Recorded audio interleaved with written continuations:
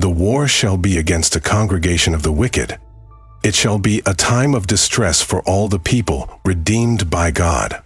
These words, taken from the War Scrolls, describe a battle unlike any other, one that pits the sons of light against the sons of darkness in an epic struggle for the fate of the world. Welcome to the Legends of Antiquity. I'm your host, Ronnie O'Cole, and today we're diving deep into one of the most fascinating texts from the Dead Sea Scrolls, the War of the Sons of Light against the Sons of Darkness. But before we get into the text itself, let's take a moment to understand its authors, the Essenes. The Essenes were a Jewish sect during the Second Temple period, living apart from society and dedicating themselves to a life of purity, study, and devotion. They saw themselves as the true Israel, the chosen people who would remain faithful to God's covenant while the rest of the world descended into corruption. Here's what makes the Essenes so intriguing. They practiced communal living, sharing all possessions, and devoting their lives to prayer and study. They believed in strict ritual purity, using daily purification baths and abstaining from luxury or worldly pleasures.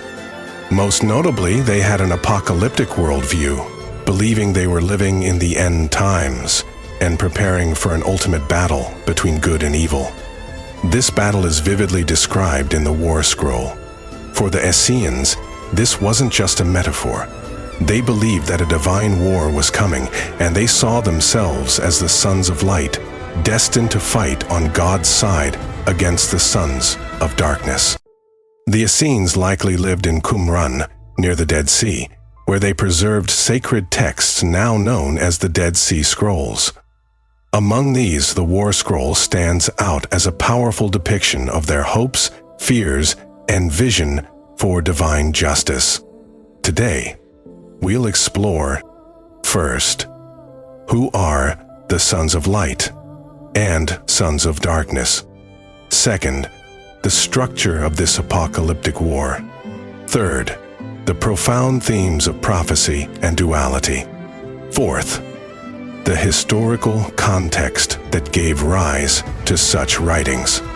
Fifth, and finally, how this ancient story resonates with us today. Let's begin. The Sons of Light and Sons of Darkness.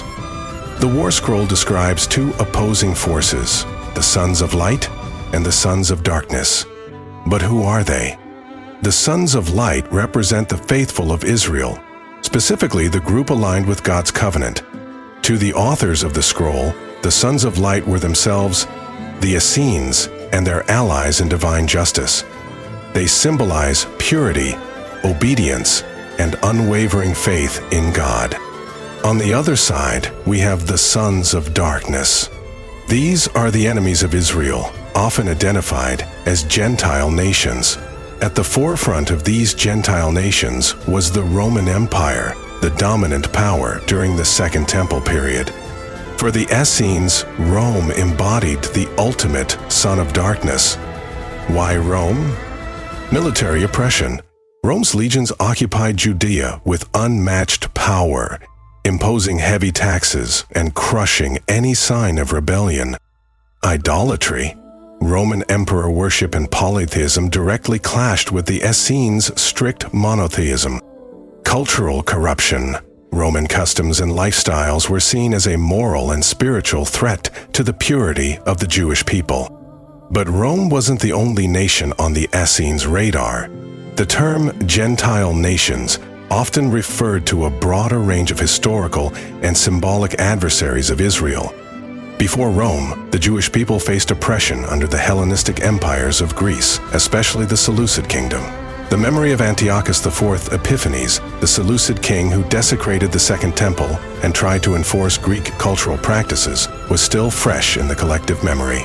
This period of cultural and religious conflict, culminating in the Maccabean revolt, likely shaped the Essenes' view of Gentile oppression. Other adversaries from Jewish history were also invoked, often symbolically. Babylonians. Even though their empire had fallen centuries earlier, Babylon represented ultimate exile and spiritual darkness. Edomites and Amalekites, long-standing enemies of Israel. They were frequently used as archetypes of persistent evil in Jewish apocalyptic literature. But the sons of darkness aren't just about specific nations. The War Scroll portrays them as both earthly and cosmic forces of evil.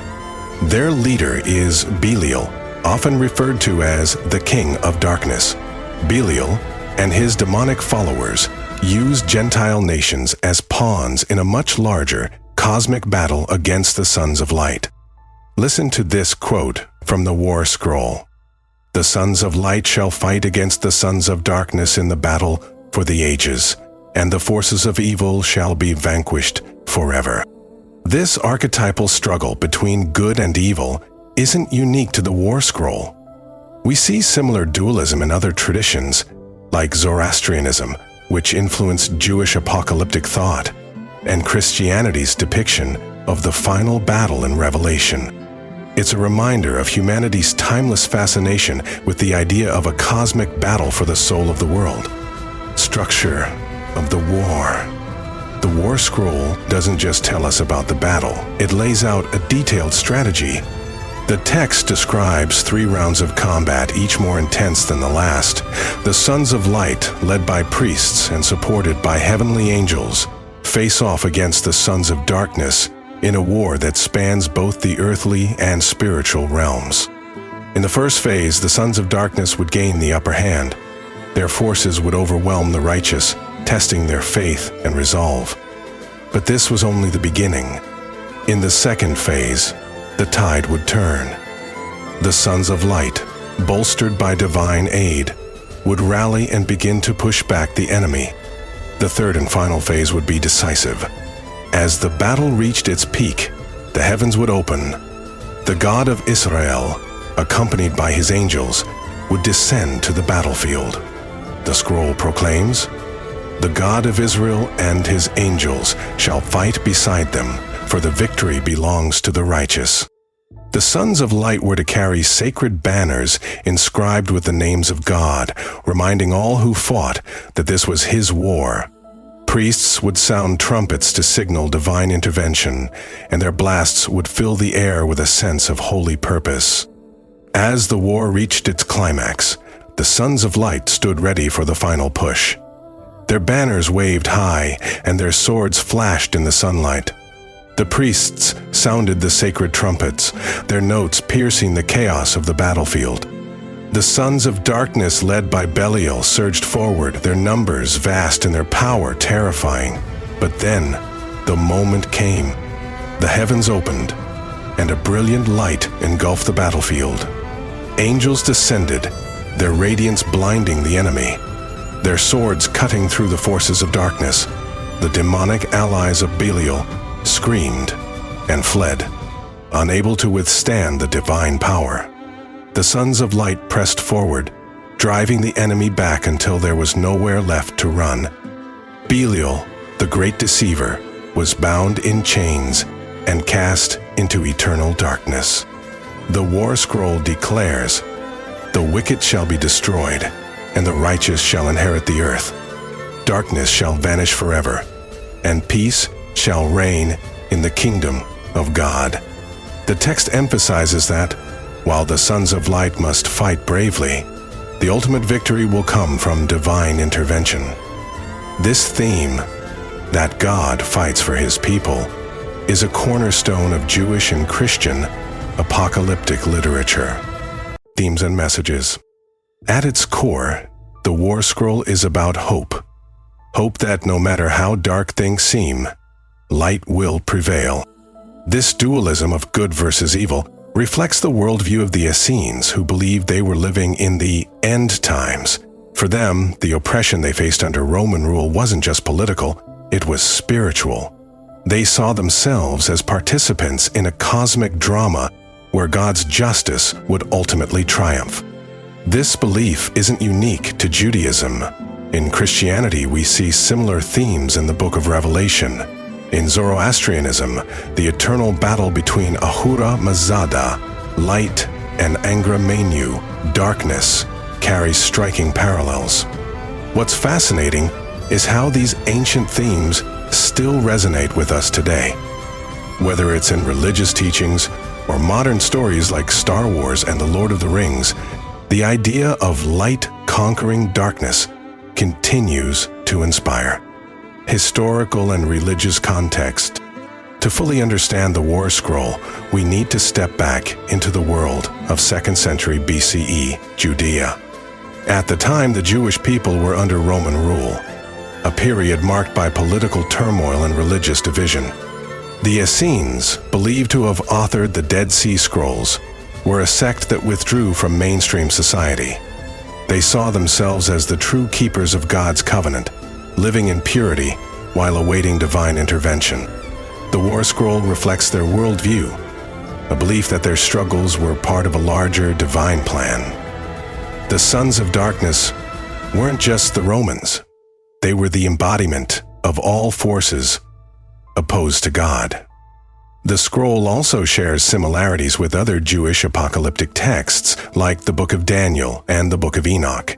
These writings, filled with visions and prophecies, offered hope to an oppressed people by promising that God's justice would prevail.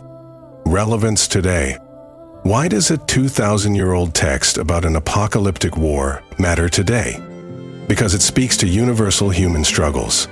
We all face battles between light and darkness, whether they're personal challenges, societal conflicts, or spiritual crises. Think about the stories we love. From Frodo's journey to destroy the One Ring in The Lord of the Rings, to Luke Skywalker's battle against the Empire in Star Wars. These tales echo the themes of the War Scroll. They remind us that even when the odds seem insurmountable, light can and will prevail. This text also challenges us to reflect. What does it mean to be a son of light in today's world? How can we bring more light into our lives and communities? The War Scroll is more than just an ancient manuscript. It's a testament to the enduring power of hope and the belief that, no matter how dark the world may seem, light will always find a way to shine through. And let me leave you with this final quote. "And when the battle is over, the sons of light shall shine like the sun, and the darkness shall vanish forever." Thank you for joining me on this journey through the war of the sons of light against the sons of darkness. Be sure to subscribe to the Legends of Antiquity for more deep dives into the stories, texts, and legends that have shaped our world. Until next time, stay curious and keep the light alive.